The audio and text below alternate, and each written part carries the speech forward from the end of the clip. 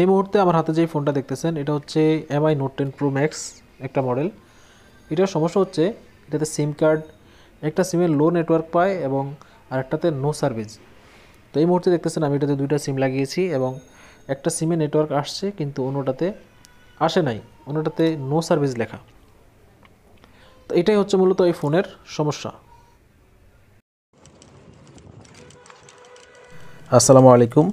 এই মুহূর্তে আমার হাতে যেই বক্সটি দেখতেছেন এই বক্সটি বরিশাল থেকে আমাদের কাছে একজন টেকনিশিয়ান ভাই পাঠিয়েছেন। এটার মধ্যে দুইটা ফোন রয়েছে, একটা হচ্ছে স্যামসাং A71 এবং অন্যটি হচ্ছে এমআই নোট 10 প্রো ম্যাক্স।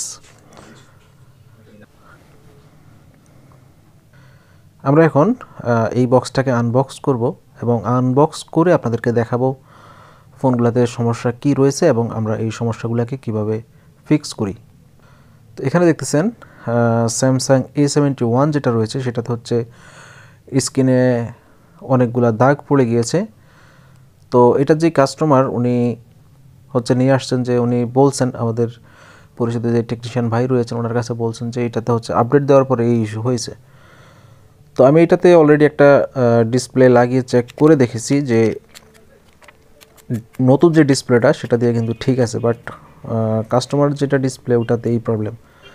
তো তার মানে হচ্ছে এরকম যদি সমস্যা আপনারা দেখেন তো সেক্ষেত্রে সরাসরি হচ্ছে ডিসপ্লে চেঞ্জ করে দিলেই এই সমস্যাটা সমাধান হয়ে যাবে। তো এখন আমরা এমআই নোট 10 প্রো ম্যাক্স যে সেটটা রয়েছে এই সেটটার মধ্যে আমরা কাজ করব। তো এটার যেই সমস্যাটা হয়েছে মূলত এটার আপডেট দেওয়ার পরে সাউন্ড এবং ক্যামেরা চলে গিয়েছিল এবং এরপর কাস্টমার একজন টেকনিশিয়ান ভাইকে দিয়ে সিপিইউটা রিবুল করিয়েছেন। তো সিপিইউটা রিবুল করানোর পর টাচ ডিসপ্লে, ক্যামেরা এবং টাচ এবং অডিও যে ইস্যুগুলো ছিল এগুলোর সমাধান হয়েছে, বাট নেটওয়ার্কের একটা নতুন প্রবলেম চলে আসছে। সেটা হচ্ছে যে নেটওয়ার্কটা মাঝে মাঝে আসে এবং একটা সিম পায় আবার হচ্ছে নো সার্ভিস, এরকম টাইপের সমস্যা যেটা আমি ইতিমধ্যে আপনাদেরকে দেখিয়েছি। এই সমস্যাটা চলে আসছে। তো এখন আমরা এটার যেহেতু ফার্স্ট টাইম ঠিক ছিল এবং আপডেট করার পর সিপিইউ রিবোলিং করার পর এই সমস্যাটা হয়েছে, তো সেক্ষেত্রে আমরা এটার সিপিইউটাকে পুনরায় রিবুল করব এবং রিবুল করে আপনাদের সামনে এটার রেজাল্টটা উপস্থাপন করব।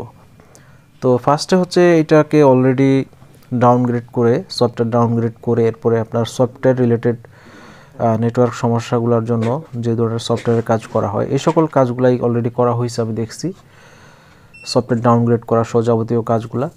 তো এটার কোনোভাবে সমাধান হয় নাই। তো এর জন্য আমাদের কাছে একজন টেকনিশিয়ান ভাই বরিশাল থেকে পাঠিয়েছেন এটার সিপিইউটাকে পুনরায় সুন্দর করে রিবুল করে লাগিয়ে দেওয়ার জন্য। তো এখন আমরা দেখতেছেন আমরা এটার যে সিপিইউটা রয়েছে, প্রসেসরটা রয়েছে, প্রসেসরটাকে খুলেছি, খুলে আমরা এটার বলগুলোকে পুনরায় রিবুল করতেছি।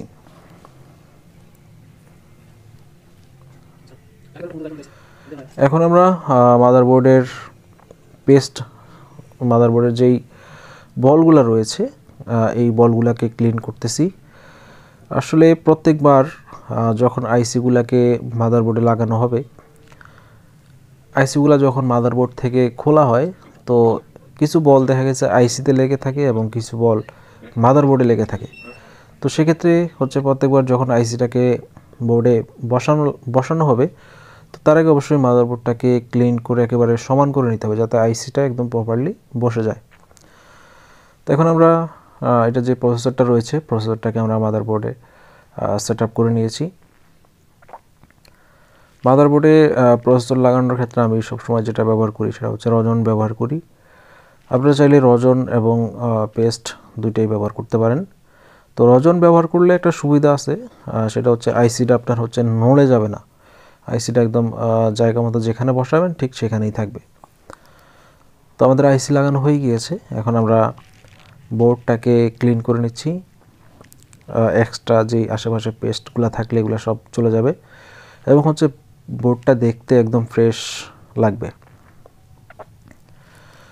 তো আমরা এখন ফোনের মাদারবোর্ডটাকে এটা যে ডিসপ্লে সেটআপ রয়েছে সেটার মধ্যে অ্যাডজাস্ট করে নিচ্ছি। সিপিইউ রিবোলিংয়ের যে কাজগুলো রয়েছে এই কাজগুলো হচ্ছে ধীরে সুস্থে করতে হয়, একদম ঠান্ডা মাথায় টাইম নিয়ে করতে হয়। কারণ এখানে হচ্ছে আপনার তাড়াহুড়া বা যদি আপনি একটু 19-20 করেন সেক্ষেত্রে দেখা গেছে আপনার বল ড্যামেজ হয়ে যেতে পারে, আইসি থেকে কোনো বল মিসিং হয়ে যেতে পারে বা মাদারবোর্ডের কোনো প্রিন্ট উঠে যেতে পারে। তো সেক্ষেত্রে যখন এই কাজগুলো করবেন একদম টাইম নিয়ে করবেন। তো এখন দেখেন আমাদের যেই সমস্যাটা ছিল সমস্যাটা কিন্তু ফিক্স হয়ে গিয়েছে। আমরা এখানে 2টা সিম লাগিয়েছি এবং হচ্ছে সিমটা যখন ফোনে লাগাচ্ছি দেখেন সাথে সাথে কিন্তু এখানে 2টা নেটওয়ার্কে কিন্তু চলে আসতেছে। ফার্স্ট টাইম কিন্তু এরকম ছিল না। ফার্স্ট টাইম হচ্ছে এটাতে একটা নেটওয়ার্ক আসতো এবং আরেকটা আসতো না বা উইক সিগন্যাল আসতো, নো সার্ভিস আসতো। ঠিক আছে, তো এখন আমি যেটা কয়েকবার ট্রাই করলাম যে সিমটা লাগানোর সাথে সাথে 2-3 সেকেন্ডের মধ্যেই 2টা নেটওয়ার্ক চলে আসে। তো এই ছিল আমাদের আজকের ভিডিও। আশা করি ভিডিও আপনাদের ভালো লাগবে। ভিডিও ভালো লাগলে অবশ্যই একটি লাইক করে দিবেন, সেই সাথে কমেন্টে জানিয়ে দিবেন আপনার মূল্যবান মতামত। আজকের ভিডিও এতটুকুই, দেখা হচ্ছে পরবর্তী ভিডিওতে। সেই সাথে আপনারা যদি চান কুরিয়ারের মাধ্যমে আমাদের কাছে ফোন পাঠাতে, তো সেক্ষেত্রে ফোনের স্ক্রিনে দেওয়া নাম্বারে কল করে আমাদের সাথে যোগাযোগ করবেন, অথবা ভিডিও ডিসক্রিপশনে আমাদের নাম্বার দেওয়া থাকবে। আজকে এতটুকুই, দেখা হচ্ছে পরবর্তী ভিডিওতে।